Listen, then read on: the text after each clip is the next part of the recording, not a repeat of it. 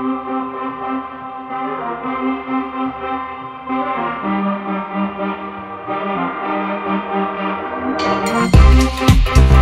Morning मित्रांनो, सकाळचे 11:30 वाजले तिथं. आता आपण गिली त्रवंगन आयसलँडला आहे. तुम्हाला काल रात्री इथं पार्टी वगैरे केली आम्ही आणि आता हार्बरला आलो. इथे माझ्या मागे हार्बर आहे, बंदर आहे.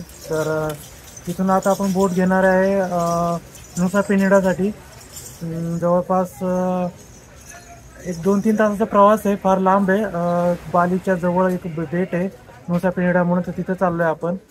आणि टोटल आपल्याला याच्यात तिकीट पडले 2,500 इंडोनेशियन रुपीज, म्हणजे 2,50,000 इंडोनेशियन रुपीज. तर थोडं महाग पडलं, कारण की इथून पब्लिक फेरी किंवा सार्वजनिक बोट काय जात नाहीत, प्रायव्हेटच फास्ट बोट जातात. तर आपण फास्ट बोटने पहिल्यांदाच प्रवास करतोय या इंडोनेशियाच्या प्रवासामध्ये. तर इकडे घोडागाड्या लागल्यास, इकडे तुम्हाला का सांगितलं तसं इथं कार किंवा टॅक्सी वगैरे नाही आहेत. एक तर बायसिकल आहे आणि नाहीतर मग घोडागाडी, दोनच ऑप्शन आहेत ट्रान्सपोर्टेशनचे. तर आपण वाट बघतोय. आपली 12 वाजता बोर्डिंग चालू होणार आहे, 12 तास टाईम आहे अजून. तर इथं साईडला एका सावलीत थांबलोय आता आपण. तर बोर्डिंग चालू झाल्यानंतर तुम्हाला सांगतो मग पुढे. तर फारच गर्दी आहे आतमध्ये. बोट सगळे फॉरेनरच आहेत इथं बोर्डिंग करायसाठी. तर आता मी तिकीट दाखवतो आपल्याला असे बोर्डिंग पास मिळालेले आहेत. आपल्या बोटचं नाव आहे सेमाया 1, डायरेक्ट बोट आहे आणि असे बोर्डिंग पास दिलेत. तर इथे लाईन हार्बर टॅक्स भरायसाठी होती.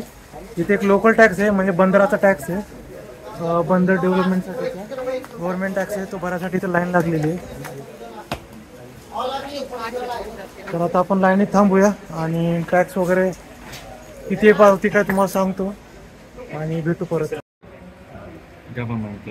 तर आता टोटल 4 लाईनी लागलेत टॅक्ससाठी. आणि पहिल्यांदाच हार्बर टॅक्स भरतो इथं आपल्याला. बंगसाल पोर्टला पण नाही टॅक्स द्यावा लागला, तर आणि गिली एअरला पण नाही, पण इथंच टॅक्स भरावा लागतोय. असे लाईन आहेत इथे. तर इथं पावती चेक करतात. You can keep it, don't worry. Yeah. Thank you. तर अशी Rahul. yes yeah it's okay. Thank you, I will take this. तर अशी 10,000ची पावती आहे आणि इथं आपली बोट पण लागलेली आहे तिकडे समाया 1 म्हणून. थोड्याच वेळात बोटिंग चालू होईल आपली. So much money. तर सीट्स काय रिझर्व नसतात, जाऊन जो जिथं बसेल त्याची ती जागा असते. तर ही आपली बोट आहे सेमाया 1 म्हणून. लोक ऑलरेडी इथे येऊन थांबलेत लाईनीत. तर फारच भरलेली बोट आहे. See the line, stand in the Q. तर ही अशी बोट आहे आपली. मागे 5-6 इंजिन आहेत, 1 2 3 6 इंजिन बोट आहे, त्यामुळे फास्ट बोट आहे. जवळपास 2-3 तासात पोहोचवेल आपल्याला नुसा पेनिडाला. तत्पूर्वी ती गिली एअर आणि बंगसाल या 2 ठिकाणी स्टॉप घेते आणि नंतर मग नुसा पेनिडाला जाते. तर आता आधीच्या प्रवाशांचं उतरणं चालू आहे, त्यानंतर आपण चढू वरती. तर लाईन लागली फार मोठी इथे. तर आपण इथं लगेज ठेवलंय, लगेजसाठी सेपरेट जागा आहे. त्या आतमध्ये सगळ्यांच्या बॅगा वगैरे ठेवून मग आपण वरती जाणार आहोत. तर इथे सामान मग अशी ठेवलं आपण. ह्या आतमधल्या बोटचा लुक आहे.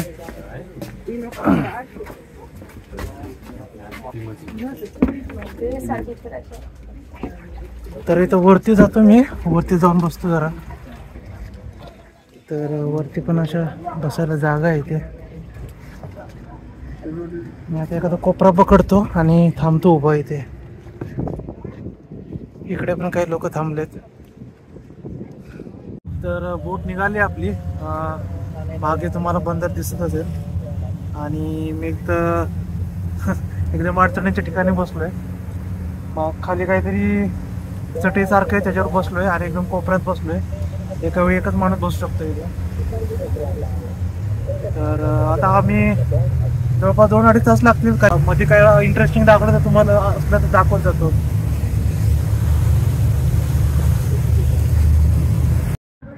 तर आपण बंदरावरती पोहोचलोय. इथं आता आपली बोट लावतात आहे गिली एअरला. इथं काय पॅसेंजर उतरतील आणि नवीन पण काही चढतील पुढे बंगसाल आणि नुसा पेनिडा किंवा सनूरला जाण्यासाठी.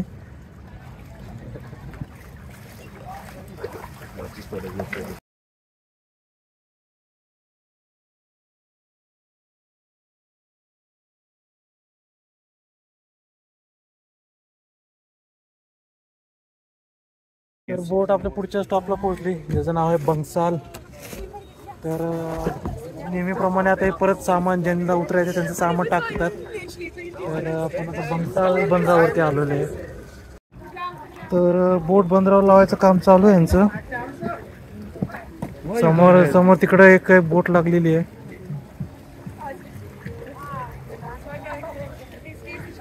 तर हे बंगसाल आहे जिथं आपण 2 दिवसापूर्वी इथूनच आपण बसलो होतो गिलियरसाठी.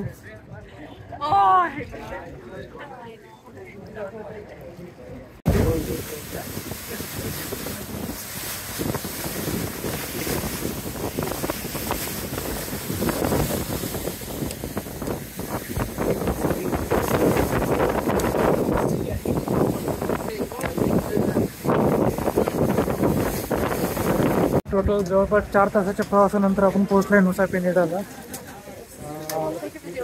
इथे गर्दी झाली इथं सामान वगैरे घ्यायसाठी. तर आपलं सामान आलं की आपण आता पुढे जाऊया. पुढे छोटंसंच बंदर आहे इथे पेनिडाला. फार लांब लांब असे बंदर आहेत प्रत्येक प्रायव्हेट बोटीचे. तर आता मी बॅग घेऊन चाललोय. समोरच एक रेस्टॉरंट पण आहे. तर बाहेर आल्या इथं 25,000 इंडोनेशियन रुपीज घेते प्रत्येकाकडनं. मागे त्यांचे 2 ऑफिशियल थांबले. काय पावती दिली नाही काय नाही पण 25,000 घेतलेत. फारच लुटालुटीचे धंदे चालू तिथे.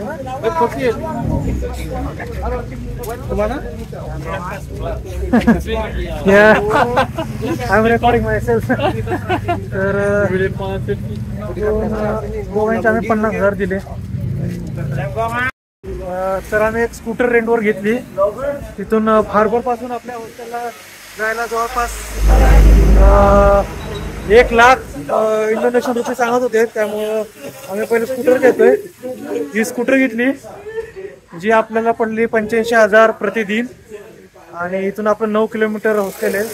तर आपण स्कूटर रेंटला घेऊन आता जातोय आपण. तर डील केली आम्ही. तो आधी 90 सांगत होता. 2 दिवस घेतले म्हणून मग 85,000 पडली. तर आता आपण जातो हॉस्टेलला गेला भेटू. तर हॉस्टेलला आलोय आम्ही. इथं एकदम मस्त हॉस्टेल आहे. सी फेसिंग हॉस्टेल आहे. आणि आता असं आतमध्ये जाऊन जर चेक इन वगैरे करतो सामान वगैरे ठेवतो. तर संध्याकाळचे 6 वाजलेत. तर आम्ही आता बाहेर निघतोय जेवायसाठी. हॉस्टेलला चेक इन केले. बॅग वगैरे ठेवले. महत्त्वाचं असं साहित्य सगळं लॉकरमध्ये ठेवले. आणि तुम्हाला इथून व्ह्यू दाखवतो हॉस्टेलचा. फारच बेस्ट लोकेशनला हॉस्टेल आहे आमचं. इकडे समोर समुद्र आहे पूर्ण. आणि इकडून राईट साईडने आम्ही आलो होतो मगाशी लेफ्ट साईडनी. आणि इकडे राईट साईडला सगळं जंगलच आहे. इकडे पुढे काय नाही. डेड एंड 1-2 कॉटेजेस असतील पण इकडे सगळं मोकळं रान आहे. समोर एक आंब्याचं झाड दिसतंय मला इथून. तर मस्त प्रॉपर्टी आहे. मला आवडली ही. तर आता आपण जेवायला निघतो थोड्या वेळातच.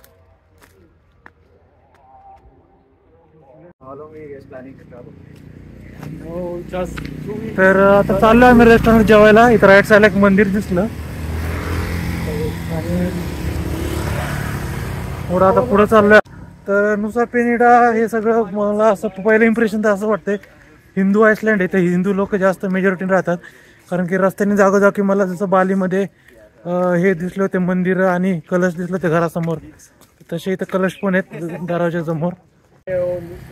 तर हे असं कलश आहे इथे वरती लावलेलं. प्रत्येक घराच्या समोर लावतात हे लोक, इथले हिंदू लोक. आणि भरपूर ठिकाणी मला गणपतीच्या मूर्त्या दिसल्यात घराच्या बाहेर.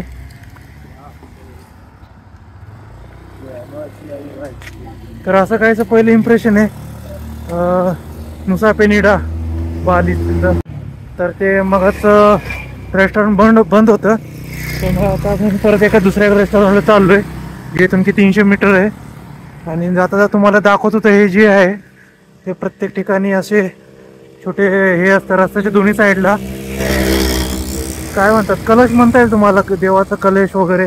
अशा प्रकारचा मोठा कलश आहे. इथे देवाचं निवेद वगैरे ठेवतात हे लोक. वरती नारळ आहे आणि राईट साईडला जंगल आहे मोठं, केळीची झाडं, केळीची बाग वगैरे. तर आता जाऊया आपण पुढे रेस्टॉरंटला. तर आम्ही आमच्या रेस्टॉरंटला पोहोचलोय, ज्याचं नाव आहे वारुंग करडॅमॅन बार अँड ग्रिल. बघूया आतमध्ये काय काय ऑप्शन आहेत. सध्या तर कोण नाही आहे कारण की 7च वाजले तिथे. तर इथे ऑप्शन आहेत असे बाहेर लागलेले. ग्रिल टूना पण दिसते, इथे फिश पण आहे. बघूया आतमध्ये काय काय. तर मी आता फिश मागितली आहे ग्रिल टूना म्हणून, जी की 70,000 इंडोनेशियन रुपीजला पडते. आणि तुम्हाला एकदा मेनू दाखवून देतो कसे कसे प्राइसेस इथले. तर फिश मागितले ग्रिल टूना, तर बघू काय कसे. तर ही ग्रिल टूना, इथे ग्रिल टूना आहे जे 70,000ला आहे. बाकी तुम्हाला बघा चिकन फ्राईड राईस आहे इथे 40,000ला. चिकन फ्राईड राईस 40,000ला. परत चिकन करी आहे 50,000ला. No not know. तर आपली डिश आली आहे, ज्याचं आहे टूना फिश. मला वाटतं हे अर्धच पीस आहे, पूर्ण पीस दिलेलं नाही आहे माशाचा. तर आणि याची मागवले चिकन करी, राईट. आणि याने मागवले मी गोरेंग नूडल्स मागवले त्यांनी. तर करूया आता आपण सुरुवात. तर आता जेवण वगैरे आम्ही हॉस्टेलला परत आलो आहे. जेवण छान होतं पण थोडं कॉस्टली पण होतं. आणि इथं एक कॉमन एरिया आहे हॉस्टेलच्या दुसऱ्या मजल्यावरती. कॉमन एरियावरती आम्ही बसलो आहे. इथं सगळं सी फेस समोरून सगळं समुद्राचा व्ह्यू पण मिळतो आहे. आणि बसलो थोडा टाईमपास करत. तर उद्या आपल्याला एक किंग म्हणून एक बीच आहे, ते एक महत्त्वाचं टुरिस्ट डेस्टिनेशन आहे, ते बघायचं आहे आपल्याला. कारण की लोक बालीमध्ये आले तर त्या ठिकाणी जरूर जातात. इथल्या नुसा पेनिडामध्ये जो किंग म्हणून बीच आहे तिकडे. तर उद्या आपण तिथे जाणार आहोत. तर भेटू उद्या सकाळी. त्या